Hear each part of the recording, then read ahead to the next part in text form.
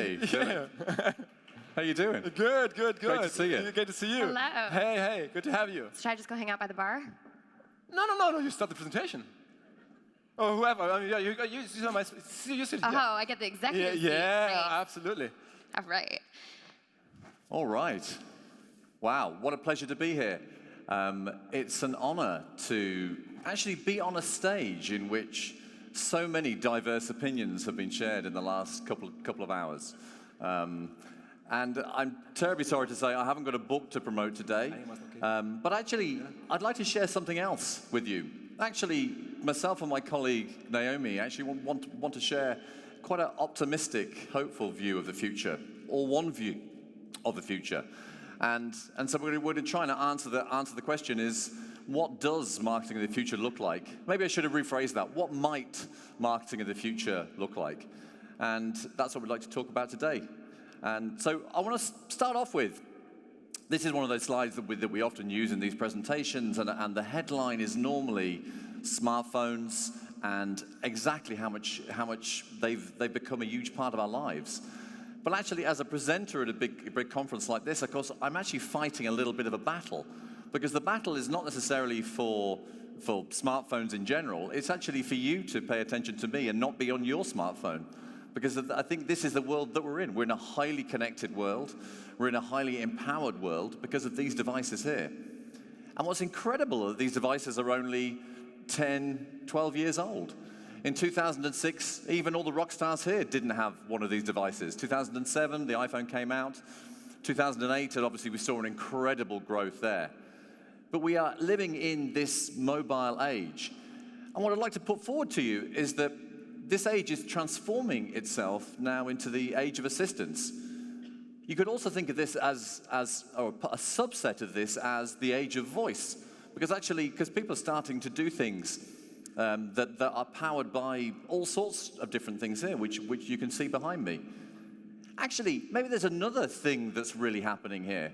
Actually, maybe the thing that's really happening here is that we're in an age where we're just trying to remove as much friction as we possibly can. Look at some of these use cases here behind me. So there are some of the obvious ones, like, for example, looking at your smart device. Maybe it's a watch. Maybe you're setting a thermostat, or you're controlling the lights in your house. But actually, maybe it's starting to move on to other things. Maybe actually I want to just hold up my phone and actually just have something translated in real time. Maybe next time, if we're invited back onto this stage, we'll have a set of headphones that I'll be able to speak in English, you'll be able to hear me in German, because it'll be translated in real time. And I think that's what's happening. It's an incredible amount of friction that's being taken out of our daily lives. And as I said, you can see it in a bunch of different things here, most notably in these devices that are now sitting in more and more people's homes. And you can control this by voice. We've heard today, voice is the new battleground. We've actually heard that this will be something that will be powering a lot of the amazing computer science of the next few years. Now, here's one example of voice, and if voice is truly the new battleground, maybe I want to search for pancakes, maybe something a bit more rock star-like, I don't know. But actually, in this particular case, this is someone who just has a top-of-mind wish, they have a desire. All that they really want to do is just find out something incredibly quickly. So they pick their phone up, they hold it in front of them in some way, maybe they speak to their device, and they get that information instantaneously. This is the age of assistance, ladies and gentlemen. This is the age of voice, in which this is available to us incredibly quickly. Everything is there at our fingertips now. And maybe again, another very interesting part of this is that we are changing ourselves too. We're actually becoming a lot more curious. I'll give you some funky examples now in a second. We're becoming a lot more demanding. You all are. You're all participating in a gigantic experiment. You are a lot more demanding. You used to wait days for things that now you'll make minutes and maybe even only seconds for. And we're all becoming incredibly impatient. So let me give you one example of this. This may seem a little low-tech. We've heard a lot about big tech. Let me take you down a bit now to more low-tech. So did you know that in the last 2 years, mobile searches for the word Brotdose have grown by 300% in Germany? Now, there's many marketeers, there's many agencies here in the room. Many of you working on very high interest brands. Arguably Brotdose, well, it's neither a brand nor particularly high interest, what I'm going to have for lunch. But what's interesting here is that actually our curiosity knows no bounds. If I think of people searching for things like olive oil, that's doubled in the last couple of years. People searching for shower curtain rings. People searching for all sorts of things. We've become maybe research obsessed a little bit. And I think that's a really super example here. We've actually also become hyper aware of where we are. And actually others have become hyper aware of where we are as well. And so while some searches like Brotdose have gone up hugely, actually other searches for things like near me, so restaurant near me, has fallen dramatically because we assume that the devices that we have with us just know where we are. They are reacting in real time to exactly what we're doing at that time. And then we see things like maybe slightly higher interest, things like restaurant having increased exponentially. But actually what I'd like to share with you, I think Google has done a piece of amazing magic for the German language. So here is a beautiful German word that I'd like to share with you, Sendungsverfolgung, excuse my German. But actually, I think we've done something else. Your beautiful language, if I may, has one slight flaw in that you aggregate lots of words together. So I think Google deserves a little congratulations, because if anyone's ever had to write the word, and bear with me here, Steuervergünstigungsabbaugesetz, or Kraftfahrzeughaftpflichtversicherung, and I think you know what I'm talking about, Germany, right? Then I think Google deserves actually a little bit of credit here. Now, I'm not being entirely serious, but I think the point here is that actually this friction, this impatience, is a very defining factor of the age of assistance. The age of voice has actually made us a lot more impatient. If I may share with you briefly one aside, my new favorite German word, Philip, is the word Lebensabschnittpartner, which, as I understand it, means the life partner that I am with now. And I really must share that one with my wife. I'm sure she'll be absolutely delighted. So I'm going to invite my colleague Naomi to come up and join me now in a second. Our hypothesis is that we're, after Scott Galloway, of course, very humbly sharing with everybody here today, is that assistance is the new battleground for growth. You might also read this as voice being the new battleground for growth. You might also think of it as removing friction and making things as easy as possible. And you rock stars, you owners of brands, you agency owners, you interested people in this incredible ecosystem that Philip and team have built here. I think it's all of our collective responsibility to take this very, very seriously. This is what all of us as users are starting to demand here.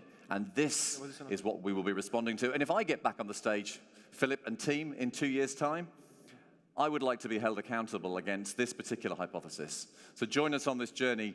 And before that, give an enormous round of applause for my colleague, Naomi. Thank you. Thanks, David. So as David mentioned, we are entering an era of digital assistance where our users are as curious, demanding, and impatient as ever, and their expectations are truly on the rise. But we're here because we're at an incredible point in time in technology. We live in a time where people turn to their devices for information, for content, for actions. And this is every single time they want to know something, go somewhere, do something, understand, eat. And it's in these moments the user expects that they can get from point A to point B, or that they can get that table reservation booked for them. And it's not just a mobile device that people are turning to in these moments.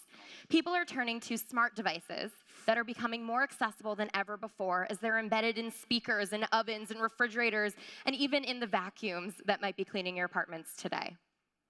And Google's response to this age of assistance, this age of digital assistance, is the Google Assistant. And the Google Assistant is a conversation between the user and Google that helps them get things done. Now, there's been a lot of hype about digital assistants lately, right? It's been increasing pretty dramatically. But we're at a point in time where 87% of B2C marketers, so maybe most of you in this room, some of you at least, believe that digital assistants will play a significant role in marketing before 2021. That's in 3 years. Now, sure, the 2016 conversational interfaces were limited to bots. They were pretty overhyped, maybe led to some disillusionment. But the digital assistants and the power of assistance that's powering it is actually part of this fundamental computing wave that is stronger than ever. Before we talk about what's going to happen, I just want to go back to the point that David made about mobile changing our lives in less than 10 years. And conversation is really positioned to do the same. In fact, it might even do it faster. So I was told just before getting on stage, there are about 8,000 people in here right now. So we're going to play a little game. I promise this is the only exercise I'm going to have you do. But raise your hand and keep your hand up if you called a ride to get here today. Drive Now, okay, Car2Go, My Taxi, all right. Raise your hand if you checked Instagram. And keep your hands up if you used a car, okay? Raise your hand if you sent a message with WhatsApp or any other messaging service. Awesome. Now, those of you without your hands up are either lying or you're messaging right now, and I can't even be upset because it further proves my point that we are so reliant on this mobile technology that simply did not exist years ago. And here we are entering this wave of computing conversationally that is fundamentally changing the way that users are interacting with their devices. And we know that these assistants are here to stay. We know this for 3 reasons. So first, users are engaging with their technology, they're engaging with their devices more naturally than ever before. They're saying things like, hey Google, do I need to bring an umbrella today? Instead of weather 10011 or some other keyword-based query that doesn't assume the technology understands really what you're looking to get or where you are. Secondly, this technology is embedded and more accessible than ever before as it's part of everyday devices. So this means that the youngest members of our households, all the way up to the oldest members of our households, are able to engage with this in the way that suits them. We can take my parents' house, for example, where my 65-year-old father cannot fall asleep without the ocean sounds of his Google Home, and that's much to my mother's dismay. But, of course, we can't forget the user, our curious, our demanding, our impatient user whose expectations are at an all-time high. They want to engage with their favorite brands 24/7 in a personalized way, and it's really hard for a brand to do this without a smart conversational interface. Now, it's not just the way that users are interacting with their devices that's changing, but it's also the ways that brands are going to have to adapt their strategies. So first, promotion and distribution will need to change. Users are transitioning their mundane tasks to their digital assistants, so the power of your brand as that pull, or retailer incentives as the push, might need to transition as well. And secondly, brands are being assessed as people. Now, I want to pause on this one for a second, especially with a room of marketers.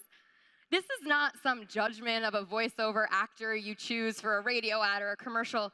This is your brand being assessed as a person for the first time.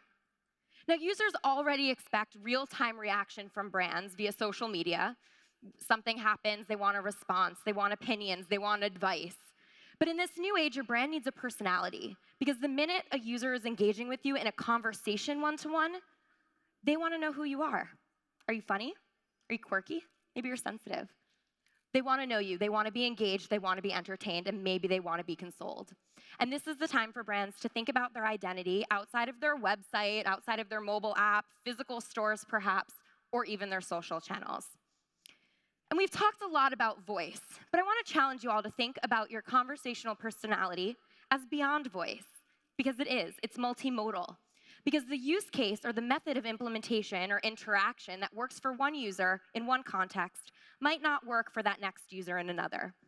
Users are seamlessly transitioning from one method, from talking to typing to tapping, often within a single conversation. And this is, again, based on the task they're trying to complete, the environment they're in, or the device that they're on. And the Google Assistant enables a user to choose the method of their top choice, whether they're trying to do something in public, in private, or seamlessly transition between the two. With the Assistant on over 400 million devices, they're able to engage with this Assistant across Android and iOS phones, across Google Home and other voice-activated speakers, Android TVs, cars, and more. And today, I am so excited to share with you that we are taking another step to make the Assistant even more useful. Soon, users will be able to transact with their favorite brands, whether it's buying an item, booking a service, or making a reservation, as we're launching transactional capabilities on our third-party platform. And now to show you what this means, I'm going to do a couple quick demos with two of our launch partners, Flixbus and Car2Go, who worked with us as we prepared for the launch of transactions. So let me set the scene a little for a second. I've had an awesome week in Hamburg, and I'm not quite ready to go home. So I think before I fly back to New York, I'm going to go check out Berlin, and I think I need the assistant to help me get there.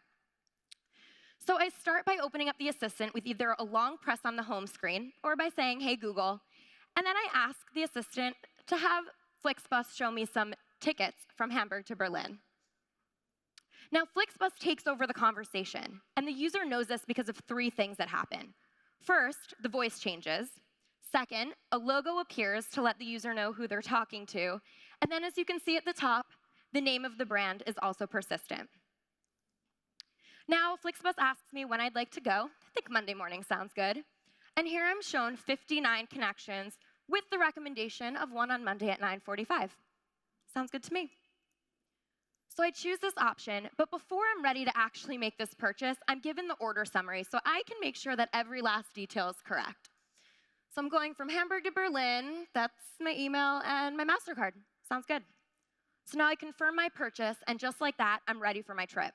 It was super easy with the help from the assistant. So I get to Berlin, and it's time for me to meet my friend Malta at the East Side Gallery. So of course, I need a car to get me from point A to point B, and I'm going to book this with Car2Go. So again, I invoke the assistant with a long press on the home screen or by saying, "Hey, Google," and I have the assistant ask Car2Go to get a smart for me. Now, Car2Go is taking over the conversation, and you can see this again with the logo, the name at the top, and then there's a change in voice. But they're also asking me for my location. So me as the user, I as the user, can now decide whether I want to give my location to Car2Go so I can see which vehicles are nearby. Awesome. Looks like there's one really close by, and I've always wanted to drive this, so I'm pretty excited about this. And in just a few more steps, my reservation is booked with help from the assistant. Now, Flixbus and Car2Go represent just two of the examples of transactional apps that will soon be live on the assistant so that users can more easily take action with their favorite brands. And we want to work with every brand in this room to help you develop your conversational app as well. Now, I know it's early. We've talked a lot about how early we are in voice this morning. But we're not talking about some theoretical possibility that one day this technology will exist and be assistive. We're actually beyond that now. We're at a point in time where this is a reality. And it's up to brands like many or all of you in this room to decide what's your voice, what's your persona, and what's that micro moment where you can really be there for your user. And with users more curious, more demanding, and more patient than ever, we know the time is now. We look forward to seeing what we can all build together. So thank you so much, everyone, and I'll see you tonight. Woo.